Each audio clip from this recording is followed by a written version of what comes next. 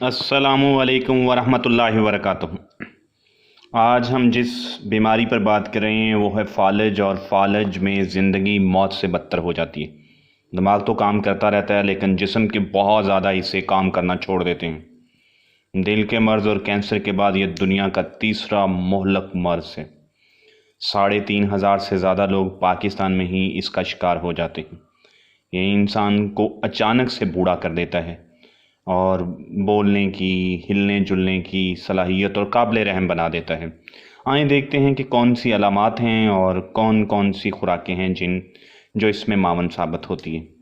Number 1 तो ये होता है कि धुंधलापन आ जाता है। आप को दो चीज़ें नज़र आती हैं या आपको देखना कम पड़ जाता है और देखने में तकलीफ़ और दिक्कत होती है। आँखों को ऑक्सीजन की सप्लाई कम हो जाती है। दूसरा ये कि हाथ पैर सुन्न होने लगते हैं, मतलब आपके हाथ अचानक सो जाता है और फिर उसे थोड़ा रब करें, थोड़ा उसे हरकत दें तो हरकत स्टार्ट होती है, नहीं तो हरकत ही नहीं हो रही होती है, उसमें बहुत ज़्यादा तकलीफ़ हो रही होती है। बोलने में मुश्किलात शुरू हो जाती हैं और ये फालिज की बात भी होती है और फालिज से पहले भी ऐसा होता है कि आपको बोलने में बड़ी दिक्कत का सामना होने लगता है। उसके बाद ये कि सोचने समझने की सलाहियत बहुत कम हो जाती है, आपको याद ही नहीं रहता। आप किसी चीज़ को के बारे में सोचने लगते हैं तो आपको याद ही नहीं आता कि आप किस चीज़ पर गौर कर रहे हैं, किस चीज़ को आप फोकस कर रहे हैं, आप किस चीज़ के बारे में सोच रहे हैं। आपको आधे सर का दर्द अक्सर औकात रहने लगता है और अगर ये दाएं तरफ पड़े तो समझे कि आपका बोलना चलना बंद और आप किसी काम के नहीं रहते।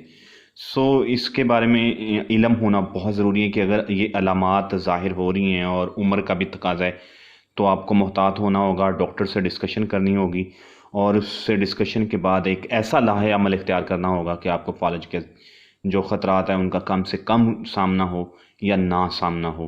तो आपको क्या करना है? सबसे पहला काम तो ये करना है कि आपको हेल्दी किस्म की डाइट खाना स्टार्ट करनी।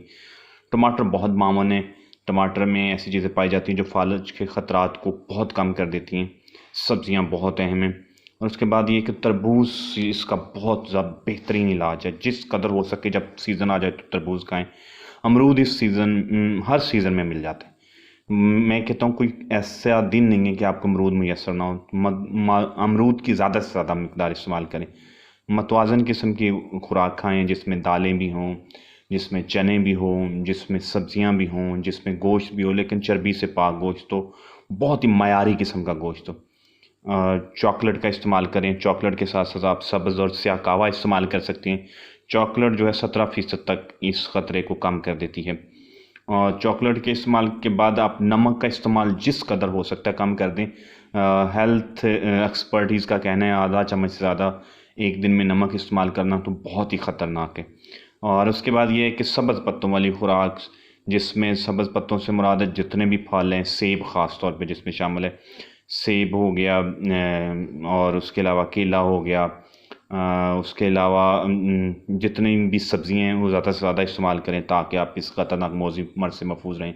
चैनल को सब्सक्राइब करें ताकि ये मुहब्बत बड़ा सफ़र जारी रहे।